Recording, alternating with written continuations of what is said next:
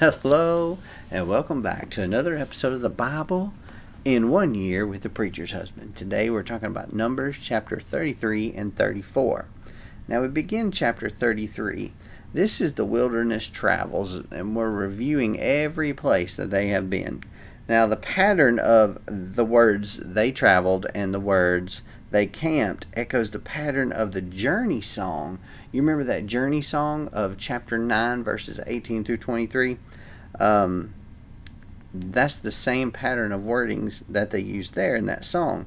So this kind of provides a continuity of literary style of these two sections of the book of Numbers, so that whoever wrote it had a very poetic way of writing and could be very poetic. Now, one of the key, when we go to verses 11 through 17, one of the key questions in this section is attempting to locate these sites. And one site in particular is that of the location of Mount Sinai.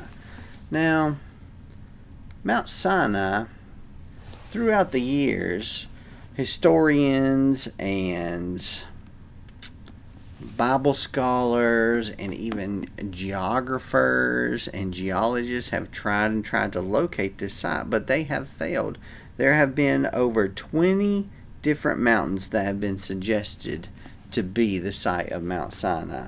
And the closest evidence we can find in the Bible to where this site actually was is actually in Deuteronomy chapter 1 verse 2, which we're going to read about later on, which states that the distance from Horeb or Mount Sinai to Kadesh Barnea via Ezion Geber was an 11-day journey, or about 140 to 150 miles is our estimate of what an 11-day journey would be to that location from Mount Sinai. So that's the closest we get. That's all we know about where Mount Sinai could be.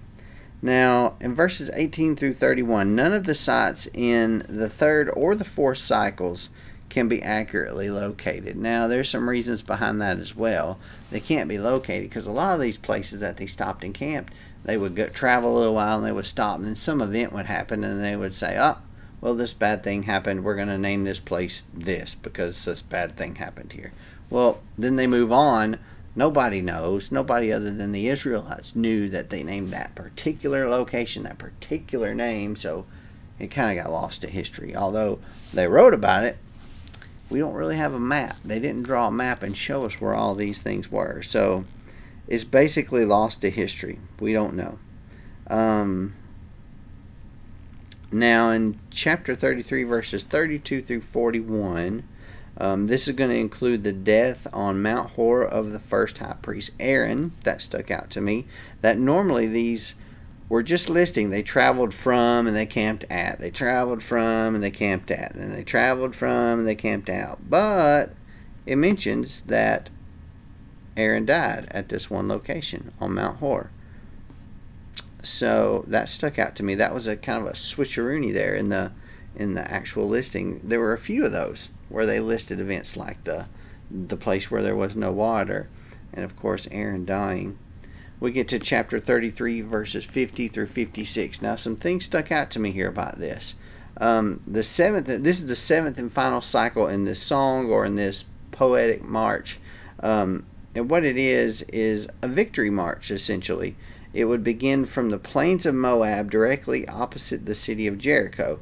This Canaanite city would become the initial victory for the Israelites when they faithfully followed the Lord's commands to march around the city on successive days. Now we're going to read about that later in Joshua chapter 6, so keep that in mind. Joshua chapter 6, we're going to hear about this journey and the way they followed God and were rewarded. Now verses 55 and 56 stood out to me too. In particular, it says, but if you don't drive out the inhabitants of the land before you, those you allow to remain will become barbs for your eyes and thorns for your sides. They will harass you in the land where you live. And what I had planned to do to them, I will do to you. I keep thinking about the Palestinians and the Israelis, how they're constantly fighting for this land. That was just a reminder that I had. Now, chapter 34 we get into, we're talking about the borders of the promised land. Now, in verse 1 and 2 here, the borders of the promised land represented the limits of the land of Canaan during the late Bronze Age. Now, this was between 1550 and 1200 BC was the Bronze Age. And they were the ideal setting for the national boundaries to come. Verse 17 and 18 stood out to me. Leaders for the distribution of the land. These are the names of the men who are to distribute the land as an inheritance for you. The priest Eleazar and Joshua, son of Nun. We talked about their two leadership positions. And then he said to take one leader from each tribe to distribute the land. And then he lists the names of the 12 people, one of each tribe, to distribute the land to the people in their tribes.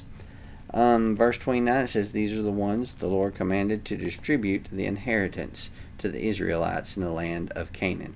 Now, we're going to learn a little bit more of that, and we're going to have some answers to some of our questions that we had a few days ago about inheritance and how inheritance worked, and especially when we're regarding the women who inherited stuff.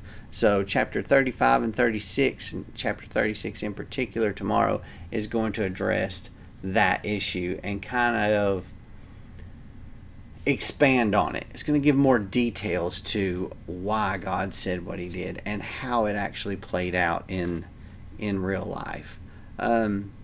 So tomorrow, Numbers chapter 35 and 36, and I will see you tomorrow for another episode of the Bible in 1 Year with the Preacher's Husband. Be sure to click the like button, the subscribe button, and of course the little jingle bell so you can get notified the next time I upload a video. And if I missed anything, stick it in the comment section as usual, and we will talk about it there.